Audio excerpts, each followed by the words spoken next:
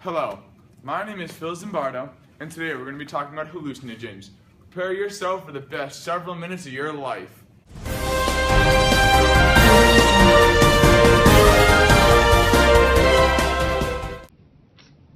Hallucinogens are drugs which cause people to experience a seemingly real perception of reality when something is not actually present.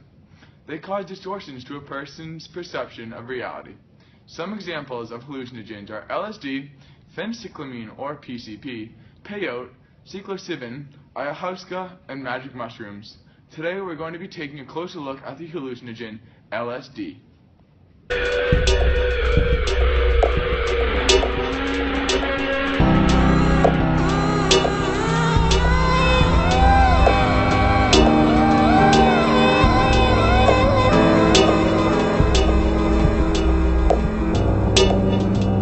Discovered in 1938, LSD was created in a lab in Basel, Switzerland by Robert Hofmann while looking for a blood stimulant.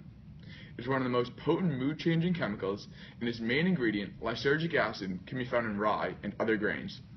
Historically, hallucinogens have been used religiously in order to reach an altered sense of reality and produce visions of supernatural intensity.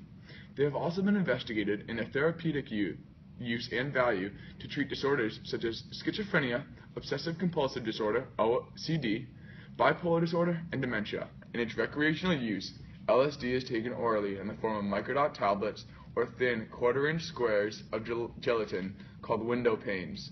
In its purest form, its color is close to clear or white, but can range to tan or blackish brown.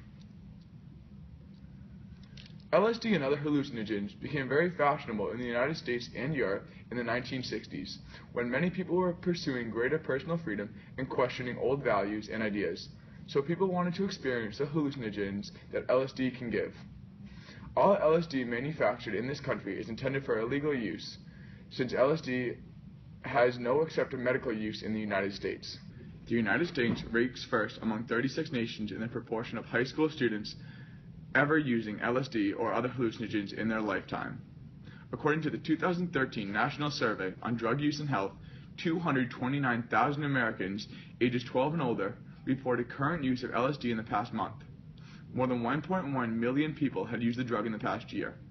Now we'll take a look at some real-life LSD users and hear their stories. I experienced all kinds of colors everywhere, and I felt like I was out of my own body. I wanted to experience these things all the time. I was in a world with no stress and a whole that I was a pig chasing a cat. The cat was running on two legs, screaming at me and calling me names. I chased the cat for hours, and later thought that it was in the walls at the party scratching to get out.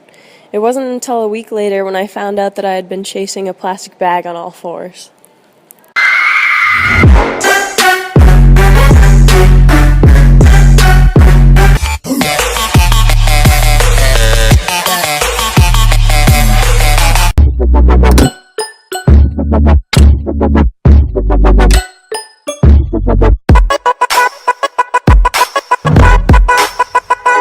This sort of sense of euphoria is common with LSD use. Other mental effects of the drug include an altered sense of time and reality, extreme alterations in size and depth perception, and an artificial sense of creativity. Some of the less appealing side effects that your drug dealer won't tell you about this are the fear of losing control, extreme panic attacks, severe depression or psychosis, and of course the notorious bad trip. The bad trips really outnumbered the good. I would be lying down and think that I was being engulfed in flames while snakes wrapped themselves around my body, restricting my blood flow and breaking my bones. I once thought that I was at home in my bed, but that my bed was sucking me in and suffocating me so that I couldn't get out, and I was clawing and scratching to try to escape, but it kept pulling me deeper.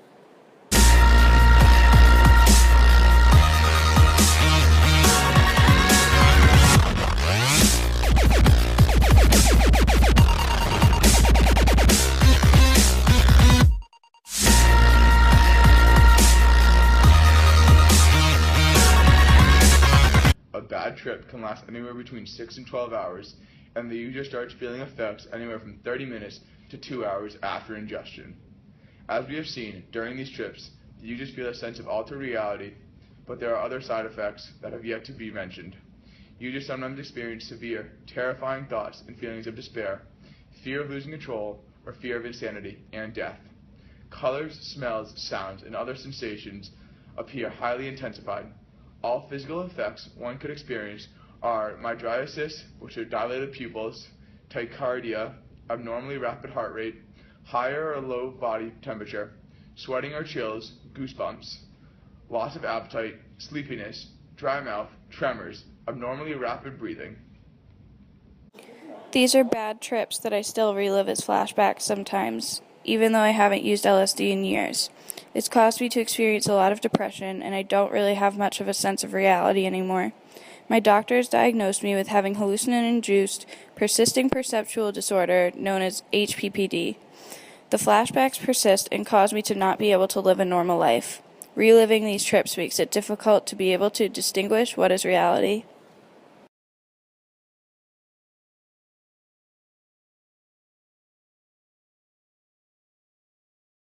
I taste good. I taste real good. Everyone shut up. Yes. I am so glad I'm still on this. This is the best thing in the world. I'm still a cheeseburger. No, I am chapstick, actually. I'm chapstick. I am pal. I am pal. I am pal.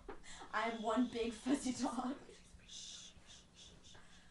And am I a dog? The mechanism by which LSD altered perception is still unclear. Evidence from laboratory studies shows us that LSD is an agonist of serotonin and acts on certain groups of serotonin receptors, 5-HT2 receptors. It was discovered that its effects are now prominent in two brain regions, the cerebral cortex and the locus coeruleus. I continually began to use LSD more and more often. LSD isn't considered an addictive drug since it doesn't produce compulsive drug-seeking behavior, but it does produce tolerance. So once I started to take the drug repeatedly, I had to take progressively higher doses to achieve the state of intoxication that I've previously achieved. So I would just continue to take LSD in bigger and bigger doses, and needed more to get a high.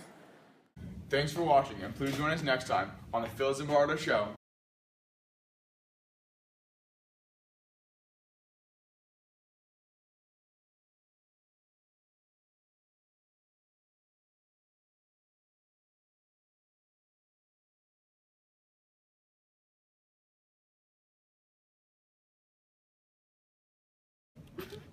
Restart.